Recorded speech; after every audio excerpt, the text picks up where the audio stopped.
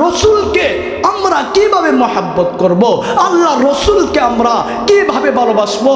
আল্লাহ রসুল যদি উম্মতি মুহাম্মাদের জন্য তায়েফের ময়দানে নিজের রক্ত মুবারক জড়াতে পারে, আল্লাহ রসুল যদি উম্মতি মুহাম্মাদের জন্য, ইসলামের জন্য, দ্বীনের জন্য, উম্মতের জন্য যদি নিজের দান মুবারক শহীদ হতে পারে, আল্লাহ রসুলের রক্ত জড়তে জড়তে যদি পা মুবারকের সাথে জুতার একসাথে লেগে যেতে পারে, তাহলে তুমি আর আমি কেন আল্লাহ রসুলের প্রতি সম্মান দেখাতে পারবো না?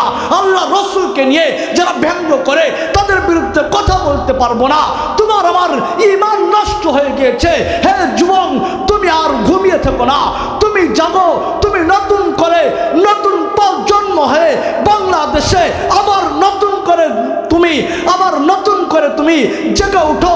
আবার যদি আমার সোনার বাংলাদেশে আমার রসুলকে নিয়ে, আমার রসুল চরিত্র নিয়ে, আমার রসুলকে কোনো কুলাঙ্গার ব্যঙ্গ করে, তাহলে আমরা ঘরে বসে থাকবো না। রক্ত দিতে হলে রক্ত দিব, জীবন দিতে হলে জীবন দিব।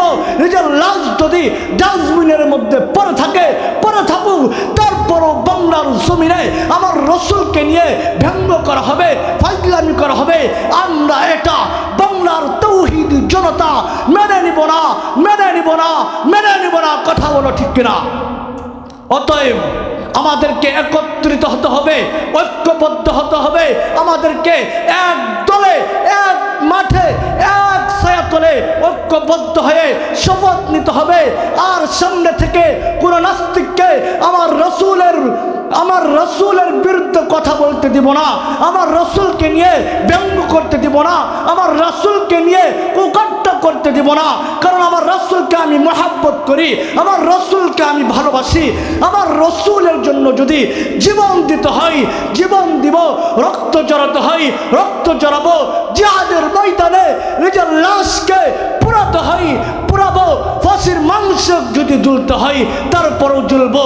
কিন্তু বাংলার জমিনে সামনে থেকে আমার রসুলকে নিয়ে কোনো বেদাতি কথা বললে তার বিরুদ্ধে জিহাদ ঘোষণা করা হবে, জিহাদ ঘোষণা করা হবে, জিহাদ ঘোষণা করা হবে।